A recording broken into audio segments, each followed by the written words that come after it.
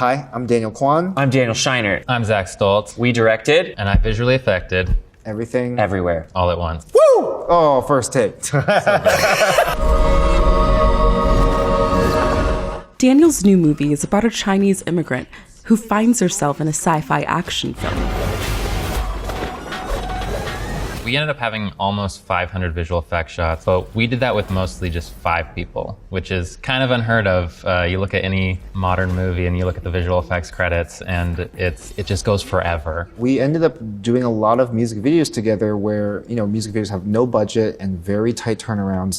Our film is an independent film. It's fairly low budget for the ambition of the script, and this was the only way that we could pull it off. It was so creatively fulfilling for us because we love to be in there in the weeds as well, because that's just how we've always done things. Daniel's used a combination of special effects and visual effects to achieve the look and feel of their new film. Special effects, their team is all about the practical effects, the on-set puppets. Visual effects is all in the computer. The movie had a lot of wire removal and a lot of simple, secret, hidden visual effects, and then a couple sequences that are just full-blown visual effects craziness. Across the multiverse, I've seen thousands of Evelyns. So Evelyn has to zoom through a lot of universes to get to the desired one, which is a kung fu universe in which you can fight. We knew for a while that this sequence was going to be in the movie, so I actually got just a little camera, like a little pocket camera that shoots 4K, and just everywhere I went, I would just kind of walk around and just film streets. This shot of New York was just me going through New York.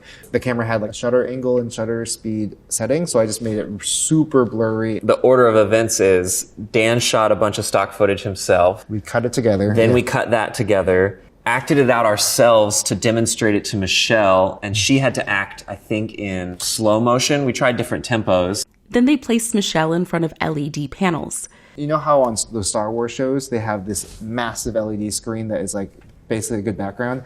We had the 99-cent store version of that. 3 panels this way, 3 panels this way, and they're vaguely LEDs, they're really big pixels, but enough that we could then send the video footage through these LED screens. They're very, very minimal. And Michelle could sit in the middle and pretend to be flying through it. So we had these plates all linked together, and then what we did in visual effects was take it and say, okay, well, let's add Evelyn to this now, and what does it look like when we're actually going by that fast? What are some of the additional elements that we're going to add? So we ended up toying around with a bunch of different streaks that we were doing, anime-style motion lines that were just barely perceptible, adding some glass that would shatter when we went through, and just adding as many things to it that made it feel like there was this extra energy to it without distracting too much from what she was actually doing and being able to see her actually going through this stuff.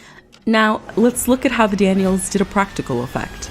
The first time Michelle Yeoh does a verse jump where she connects to another version of herself in a different universe is in an office place, in an office cubicle. She shoots back in her office chair and flies through a closet door. What's happening?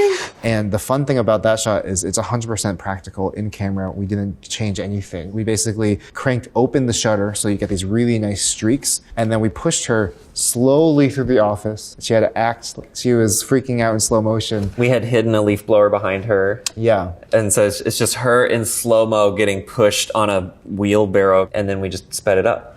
But she's actually in the space flying backwards, which was fun to introduce verse jumping with something so practical.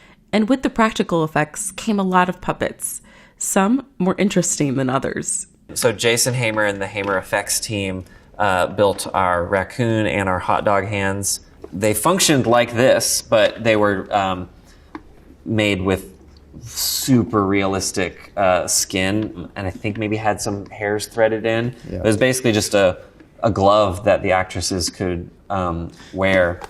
Yeah, basically he molded our actress's hands and then he just stuck hot dogs where the fingers were, and that's it. There's something about things like that being 100% practical that just makes shooting it so fun and makes it so much easier because the actors know exactly what they're reacting to and they can play. We didn't have to have someone act opposite a tennis ball for the raccoon or act like they had weird fingers. They just had them, It's such a gift to ourselves and the whole crew. The core thing that we all realize as we're doing visual effects on the Daniels film is that it really does need to stay grounded in what is going on in the story. The visual effects should never overtake that. Like there are moments when we have big visual effects stuff going on. Like there's something so charming about Michel Gondry's work, which we love. And we were like, we don't want this to be a movie where there's waves of blue energy like coming off of everybody as they punch each other. Like this is decidedly not that genre. We wanted to celebrate the magic of just like editing, of a jump cut, of something popping and being something different. Yeah, it goes back to like, you know, one of the first sci-fi movies, A Trip to the Moon. That's what they did. Just match cuts and then smoke. So simple. We're just doing that but with like cheating because we have After Effects. That's the only difference. It really is all about the story. 500 visual effects shots done with 5 guys in their bedrooms during the pandemic. And you watch the movie and they're not perfect and they're not going for realism, but they work and they're beautiful and I'm very proud of them because they have their own unique style. We need to be encouraging other independent filmmakers to understand this language because this is how all movies are going to be made now, is like there's always going to be some element of visual effects, even when you can't tell, because the technology has become so easy and effortless to use.